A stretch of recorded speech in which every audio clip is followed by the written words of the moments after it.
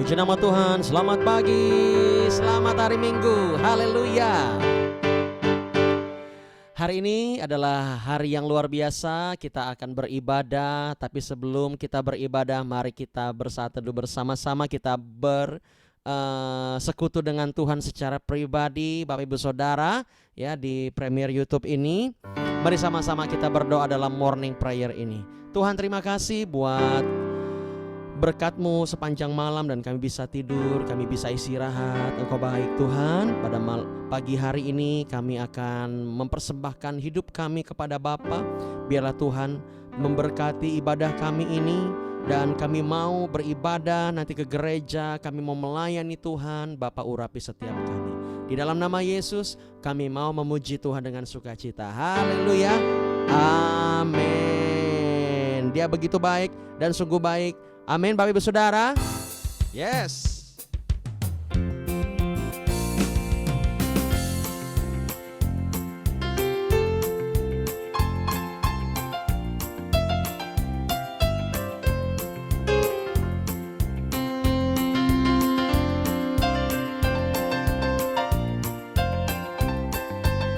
Yuk sama-sama kita memuji Tuhan. Katakan, aku diberkati, amin. Sepanjang hidupku diberkati. Yes. Bila bangun pagi hari, siang berganti malam, aku diberkati.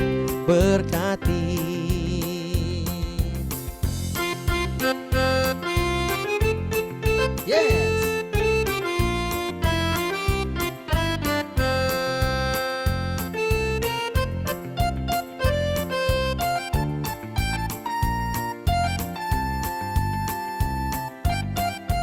Katakan lagi, aku diberkati, sepanjang hidupku diberkati. Oh haleluya. Bila bangun pagi hari, siang berganti malam, aku diberkati. Aku berkati, amin. Sepanjang hidupku diberkati. Katakan, bila bangun pagi hari, siang berganti malam, aku diberkati.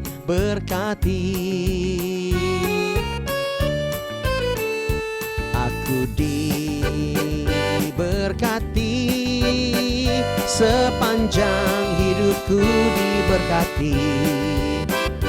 Bila bangun pagi hari, siang berganti malam, aku diberkati. Lagi katakan, aku diberkati. Katakan, sepanjang hidupku diberkati. Bila bangun pagi hari, siang berganti malam, aku diberkati. Aku diberkati. Aku diberkati. Haleluya. Berikan tepuk tangan yang meriah buat Allah kita. Dia luar biasa, Bapak Ibu Saudara. Kita patut bersyukur karena kita adalah umat-umat pilihan Tuhan. Kalau kita adalah umat pilihan Tuhan, kita pasti hidupnya diberkati. Mau diberkati? Ayo kita sama-sama berdoa. Tuhan Yesus terima kasih. Saat ini kami mau dengar sedikit dari firman Tuhan. Berkati setiap kami. Urapi Bapa, biarlah kami mengerti akan ketika kami melakukan firman, maka kami pasti hidup dalam perkenanan Tuhan. Di dalam nama Yesus sama-sama kita katakan amin. Ya. Hari ini kita membaca firman Tuhan di dalam 2 Korintus pasal 9 ayat yang ke-10. Ini luar biasa sekali bahwa Tuhan itu menyediakan benih untuk setiap kita. Ya. Nah, Quiet Church sedang berbicara tentang blessing, abundant blessing, berkat yang melimpah. Apa itu? Minggu lalu saya sudah sampaikan bahwa berkat yang melimpah itu bukanlah soal materi yang utama. ya. Yang utama adalah ketika kita mengenal akan Tuhan dan kita mengalami perubahan di dalam hidup kita. Itu yang terpenting Bapak Ibu Saudara. Karena kalau hati kita nggak beres, Tuhan nggak akan mau berkati.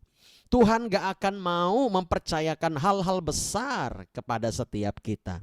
Ada banyak orang-orang sukses di dunia secara finansial mereka di awal, tetapi karakter mereka buruk dan akhirnya mereka mengalami kejatuhan yang luar biasa. Pernah melihat itu?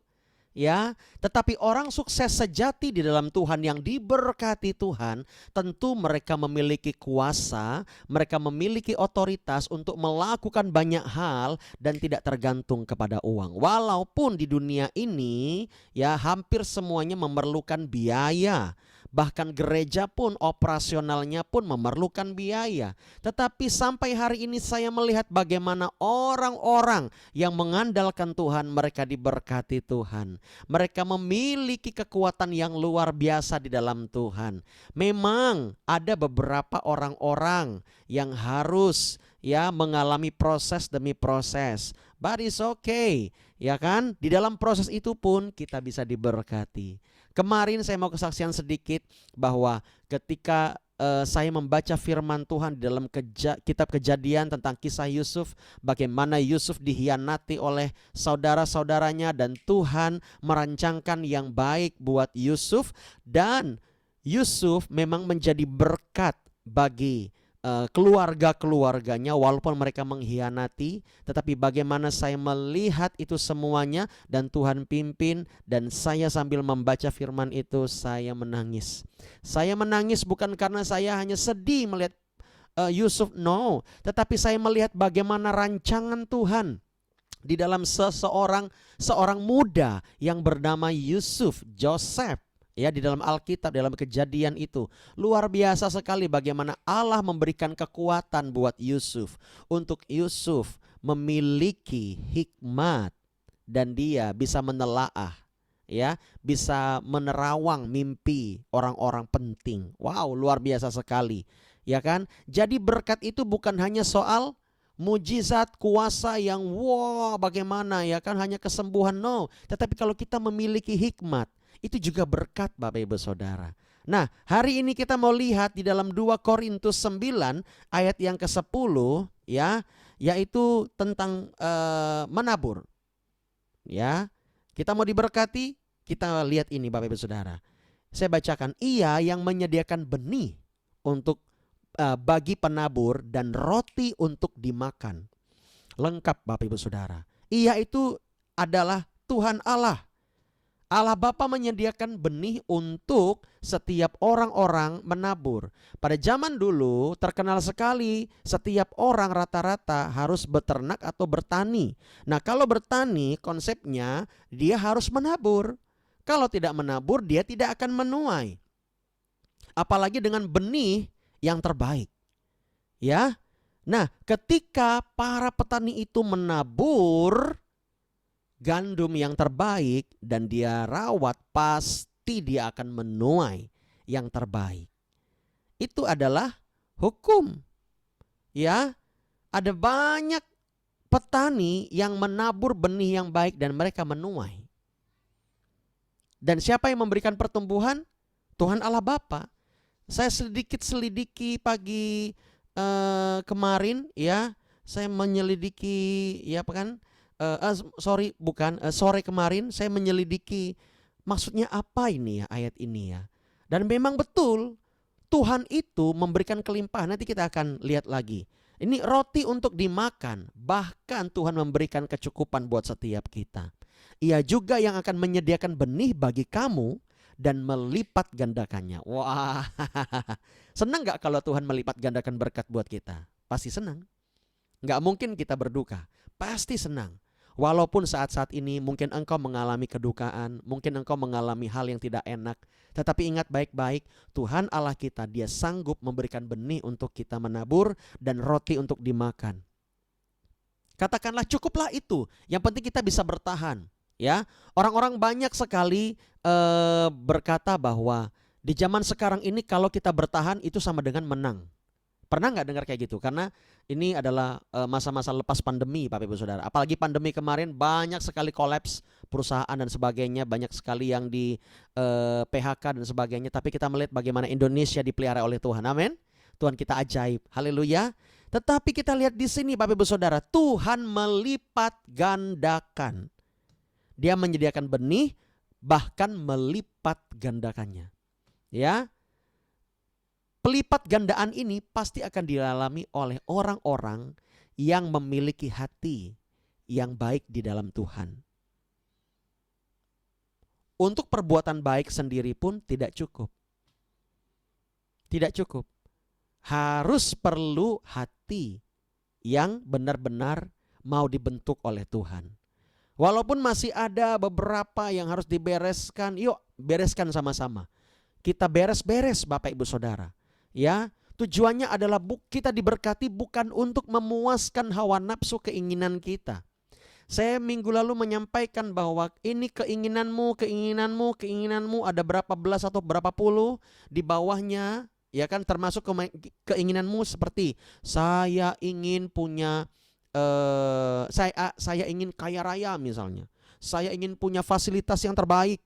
Saya ingin punya semua kaki roda 2, maksudnya roda ya, roda 2, roda 4, bahkan roda 3 pun dia punya misalnya.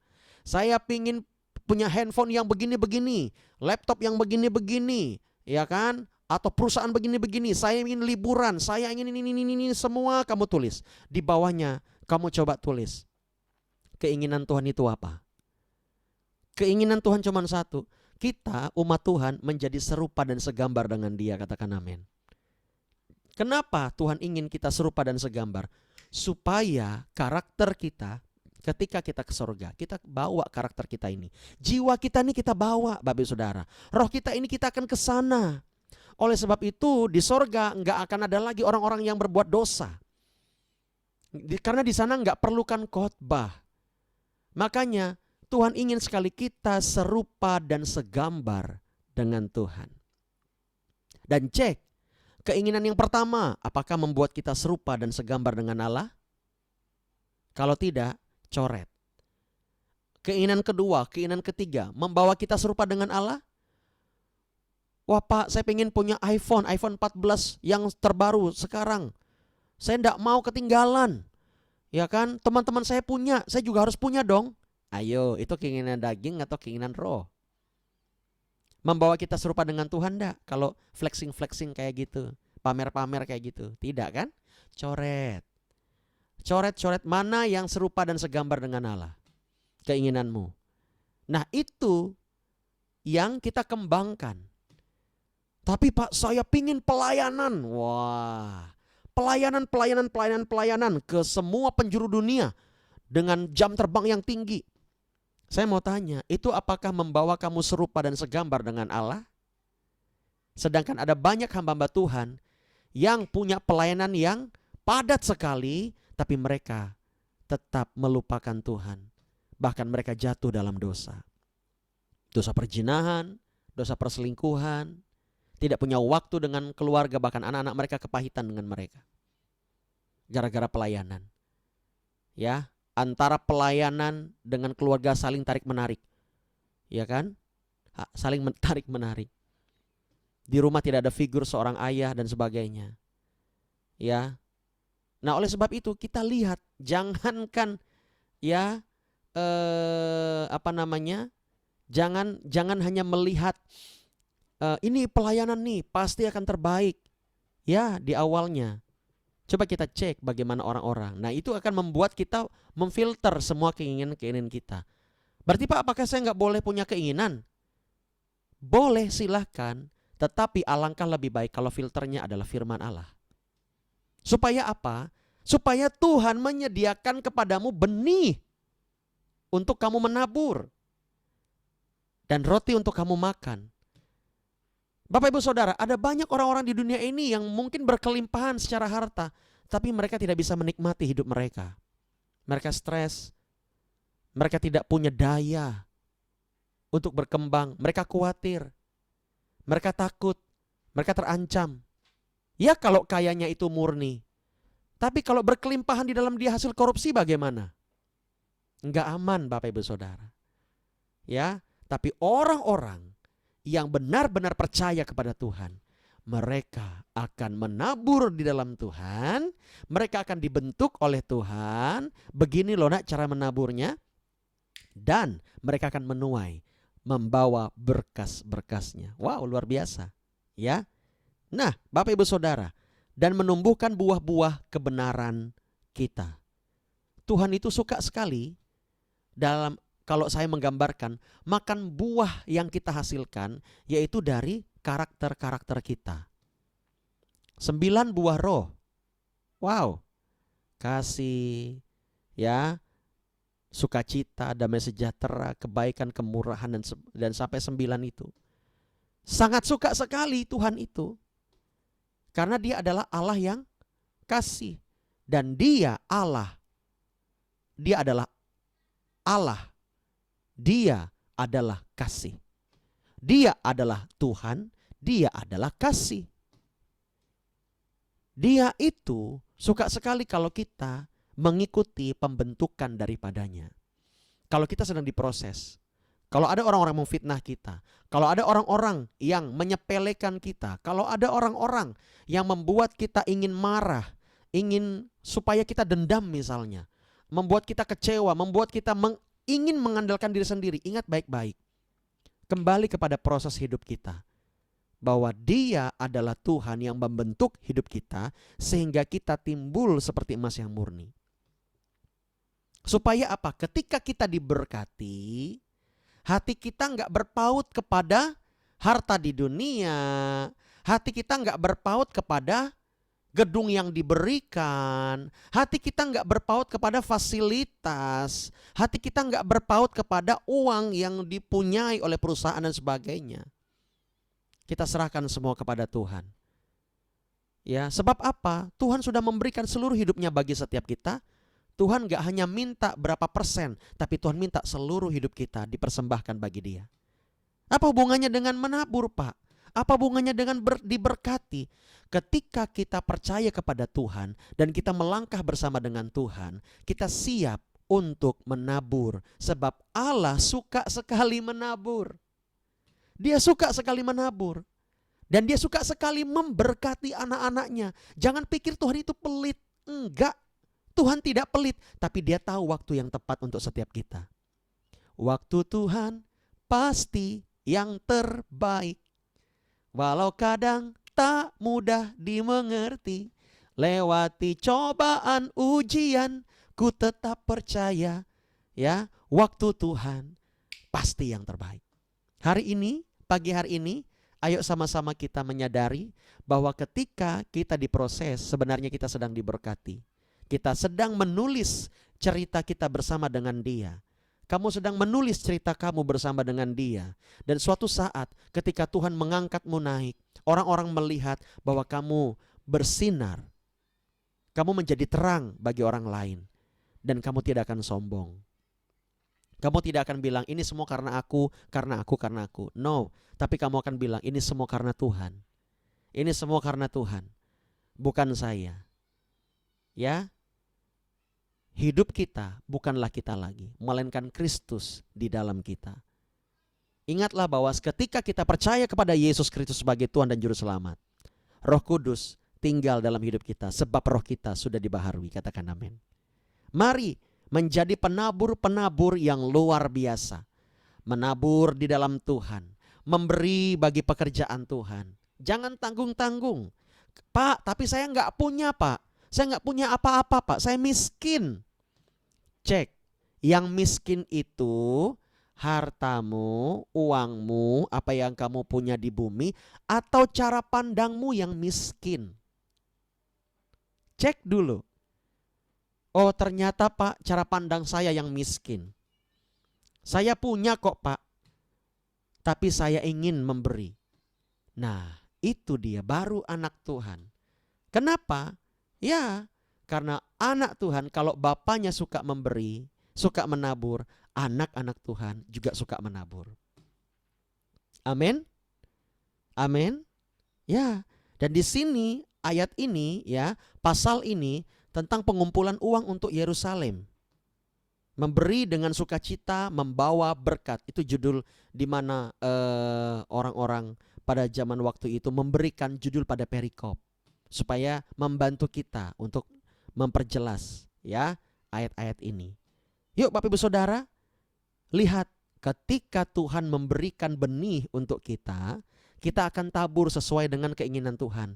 Kita nggak akan, oh ini punyaku nih, ini punyaku nih. Segini aja deh. Ya, itu dia Bapak Ibu Saudara. Supaya apa? Supaya kita benar-benar melaksanakan. Dan ketika, percayalah, ketika kamu menabur, pasti kamu menuai. Pasti. Tuhan Yesus bilang kok, hukum tabur tuai masih berlaku sampai hari ini. Apa yang kamu tabur, itu yang kamu tuai. Di ayat yang ke-6 dari 2 Korintus pasal 9 ini berkata, camkanlah ini, orang yang menabur sedikit akan menuai sedikit. Tetapi orang yang menabur banyak juga akan menuai banyak dari Tuhan. Mungkin orang lain gak tahu ketika kamu menabur. Tetapi Tuhan tahu ketika kamu menabur. Dan sebagai hamba Tuhan, saya ingin mengatakan bahwa taburlah yang baik. Jangan yang jahat. Taburlah dengan tulus. Walaupun sempat engkau meneteskan air mata dari kekuranganmu. Saya ingin sekali melihat Bapak Ibu Saudara diberkati dengan luar biasa. Tetapi hari ini patut saya sampaikan bahwa kita adalah penabur-penabur di akhir zaman ini. Ayo kita menabur. Menabur buat siapa, Pak? Banyak hal. Banyak hal. Tetapi saya mau kasih tahu, pekerjaan Tuhan begitu besar. Misi Tuhan begitu besar. Jangan lalaikan panggilan kita. Jangan lalaikan orang-orang yang memerlukan pertolongan. Tuhan Yesus berkata apa? Orang miskin selalu ada pada kita. Oleh sebab itu, kita wajib menolong mereka. Kalau saya boleh memperlebar lagi, ya, menurut hikmat yang saya dapat, orang miskin itu enggak selalu orang yang miskin harta, tapi miskin dalam cara pandangnya. Mereka perlu dimerdekakan. Mereka miskin firman. Bahkan mereka tidak pernah memakan firman. Mereka selalu makan kedagingan. Orang-orang seperti ini butuh kebangunan rohani. Menaburlah di waktu yang tepat. Menabur. Hari-hari ini adalah waktu menabur yang tepat. Tahun ini waktu menabur yang tepat. Ya, supaya apa? Supaya engkau melihat bagaimana Tuhan bekerja lebih lagi dalam hidupmu. Mari kita berdoa Bapak Ibu Saudara.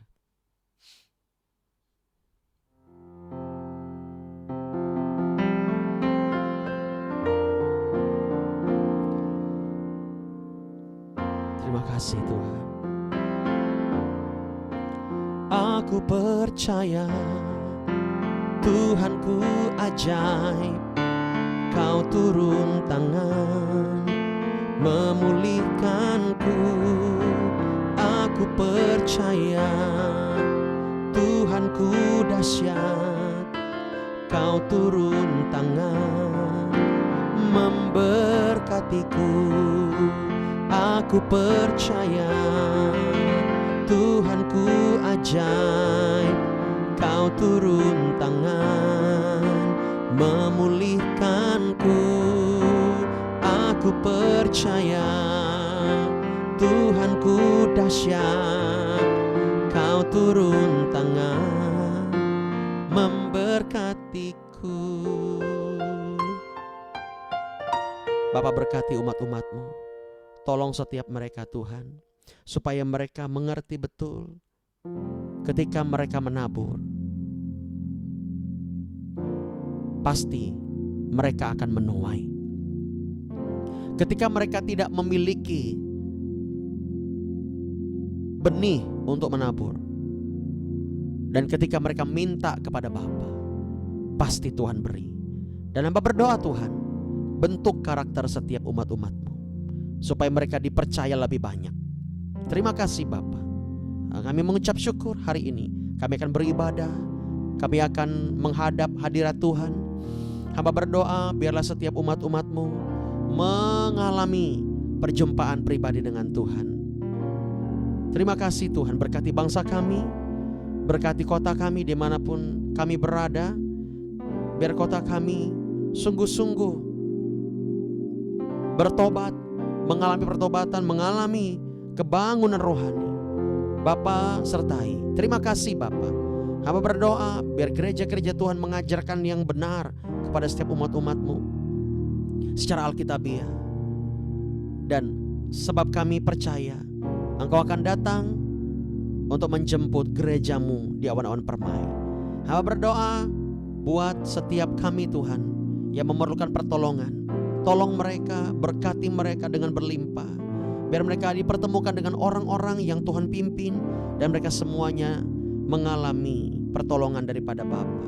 Terima kasih Tuhan, Engkau baik, Engkau sungguh baik. Yang sakit Tuhan sembuhkan, yang lemah Tuhan kuatkan, yang miskin Tuhan perkaya dengan hikmat dan firman.